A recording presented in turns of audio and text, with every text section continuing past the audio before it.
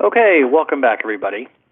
In the lesson, we just discussed how to ensure your financial wellness by creating a plan, setting financial goals that are smart and help you stay on track, and understanding what does and could get in the way. Now, in this discussion, we're going to focus on budgeting.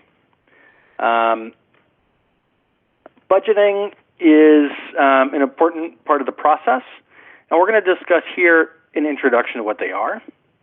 We're going to discuss the 4 important steps in budgeting, and in particular, steps 1 through 3, creating a budget. A budget is a key to financial wellness. You're going to want to review it, or if you don't have one, now's when we're going to create it.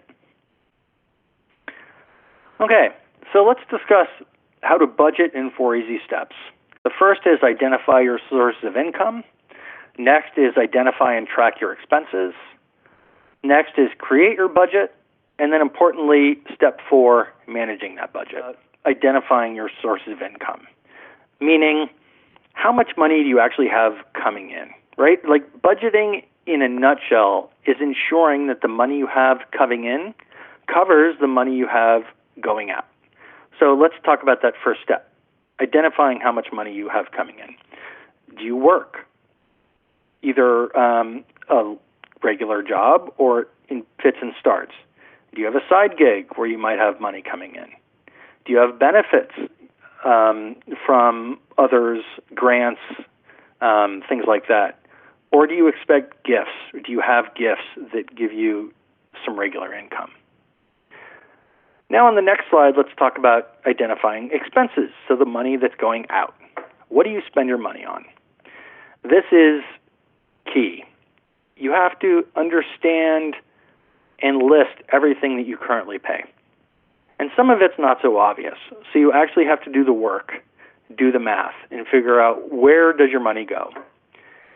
In addition, you're going to want to do something for the next 3 months. So what have you been spending on recently? And then what needs might you have over the next 3 months? Bills are on a regular basis, often monthly. There's some that are annually. There's some that are daily, right? So you're going to need to make a list of all the bills upcoming and figure out the total sum of the amount going out the door.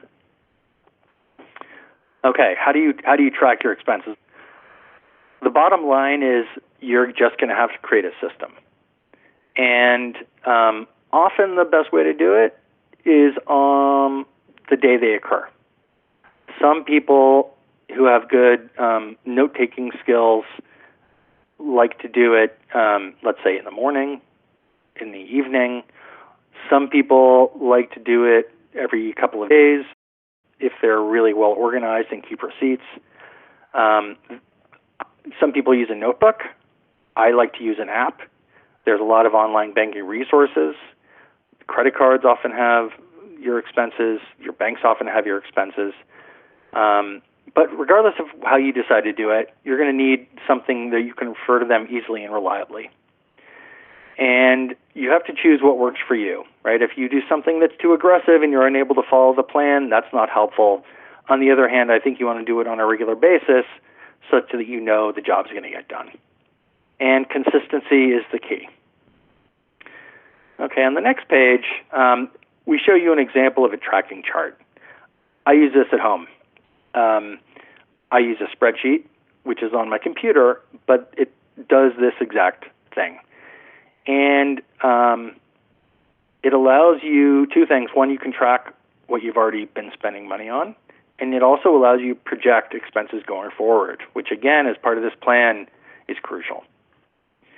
The way this works is that if on Tuesday you bought groceries, for example, you go to the appropriate column and row and insert the amount you spent. You do this on every day for every expense you make, and then you can add it all up at the bottom right there, and you want to compare that number to make sure that it's below or equal to the income number that you have on the middle of the page there. Here we show you some examples of banking apps. I happen to like something called Quicken, which is an Intuit product. But at the end of the day, it doesn't really matter which one you use. It's really all about creating your budget and making sure you can track your expenses so that you do make the right choices. Here we show you a cartoon of a person who sees a beautiful ring and is asking herself, do I really need this?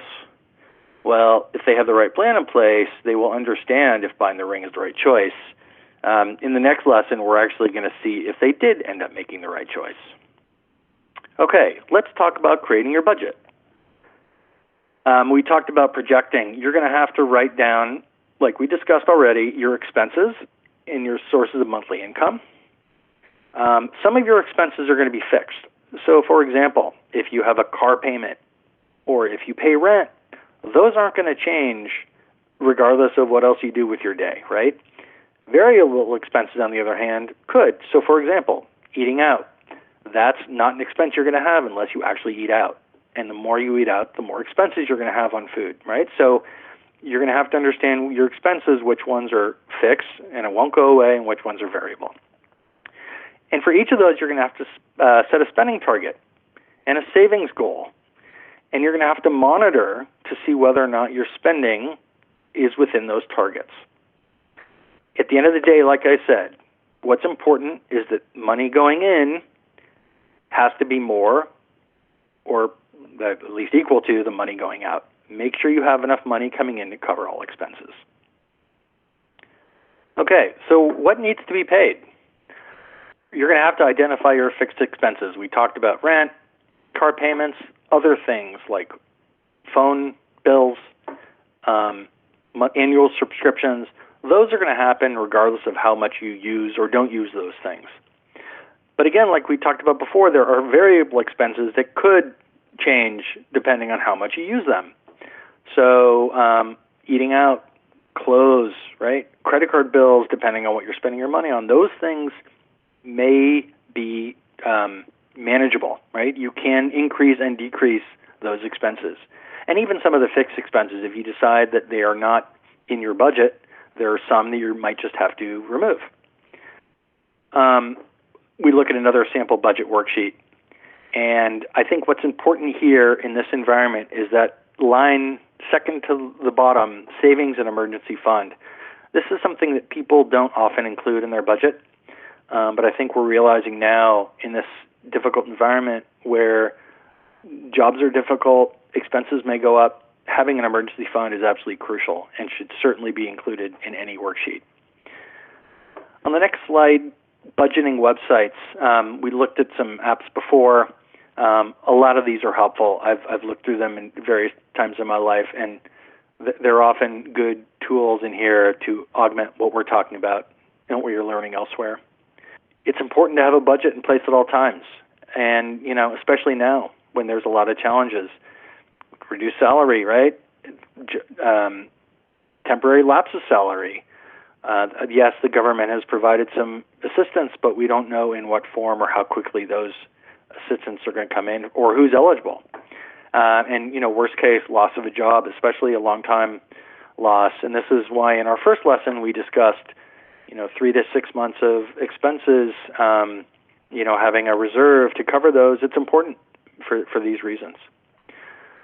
So key takeaways: know your monthly income and track your expenses. Again, I'm going to say it one more time. Does the money coming in cover what's going out? And it's critical to live within your adjusted means of income, especially during an emergency. Okay, thank you. So join us, please, in the next lesson for budget management.